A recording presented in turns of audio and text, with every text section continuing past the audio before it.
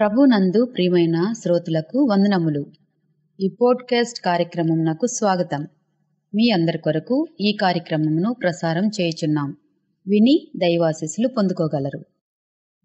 ప్రభువైన యేసుక్రీస్తు నామంలో అందరికీ శుభములు, వందనములు తెలియపరుస్తూ ఉన్నాం. ఈ దినకాల సమయంలో మన వాక్య ధ్యానము హెబ్రీలకు రాసిన పత్రిక 1వ అధ్యాయం 1-2 వచనాలు. పూర్వకాలమందు నానా సమయములలోనూ నానా విధములుగాను ప్రవక్తల ద్వారా మన పితరులతో మాట్లాడిన దేవుడు ఈ దినముల అంతమందు కుమారుని ద్వారా మనతో మాట్లాడెను. పూర్వకాలమందు దేవుడు ప్రవక్తలతో మాట్లాడినట్లుగా మనం చూస్తూ ఉంటున్నాం. అయితే ఈ దినాల్లో తన కుమారుని ద్వారా దేవుడు మనతో మాట్లాడుతున్నట్లుగా మనం చూస్తూ ఉంటున్నాం. యేసుక్రీస్తు ప్రభువారు ప్రవక్తల కన్నా శ్రేష్ఠుడు అని దేవుని వాక్యం మనకు సెలవిస్తూ ఉంటుంది. 2వ పేతురు రాసిన పత్రిక 1వ అధ్యాయం 20-21 వచనాల ప్రకారం మనం చూడగలిగినట్లయితే, ఒకడు తన ఊహను బట్టి చెప్పుట వలన లేఖనములో ఏ ప్రవచనము పుట్టదని మొదట గ్రహించుకొనవలెను. ఏలయనగా ప్రవచనము ఎప్పుడును మనుష్యుని ఇచ్చను బట్టి కలగలేదు, కానీ మనుష్యులు పరిశుద్ధాత్మ వలన ప్రేరేపింపబడిన వారై దేవుని మూలముగా పలికిరి. ప్రవచనము ఎప్పుడు కూడా మనుషుని యొక్క ఇష్ట ప్రకారము కలగలేదు. అది పరిశుద్ధాత్మ వలన ప్రేరేపింపబడటం వలన దేవుని మూలముగా కలిగింది అని దేవుని వాక్యం మనకు సెలవిస్తూ ఉంది. ప్రవక్త అంటే దేవుని దగ్గర నుంచి దేవుడు ఏదైతే సమాచారాన్ని ప్రజలకు చెప్పమంటున్నాడో ఆ సమాచారాన్ని తీసుకొచ్చి ప్రజలకు చెప్పేవాడిని ప్రవక్త అని మనం చూడగలం. ప్రవచనాలు అప్పుడప్పుడు చెప్పలేదు, కానీ పరిశుద్ధాత్మ ప్రేరణ ద్వారా దేవుని మూలముగా ప్రవక్తలు పలికేవారు అని దేవుని వాక్యము మనకు సెలవిస్తుంది.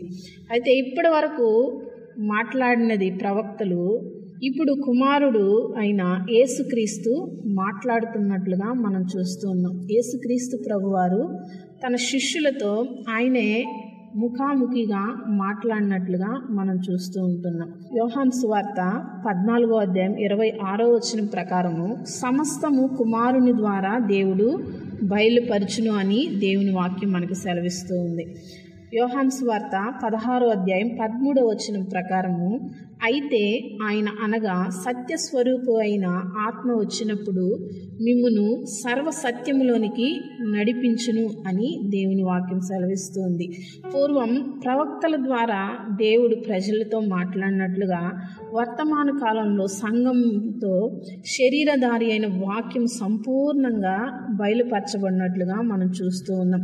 కుమారుని ద్వారా పూర్తిగా బయలుపరచబడినట్లుగా మనం చూస్తూ ఉంటున్నాం.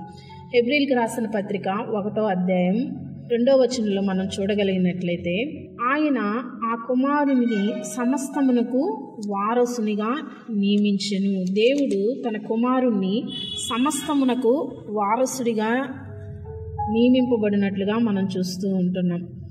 హెబ్రీలకు రాసిన పత్రిక 1వ అధ్యాయం 2వ వచనంలో మనం చూడగలిగినట్లయితే, ఆయన ద్వారా ప్రపంచములను నిర్మించెను అని దేవుని వాక్యము సెలవిస్తూ ఉంది. హెబ్రీలకు రాసిన పత్రిక 1వ అధ్యాయం 3వ వచనం ప్రకారము ఆయన దేవుని మహిమ యొక్క తేజస్సు అని మనం చూస్తూ ఉంటున్నాం ప్రభు అయిన యేసుక్రీస్తు గురించి.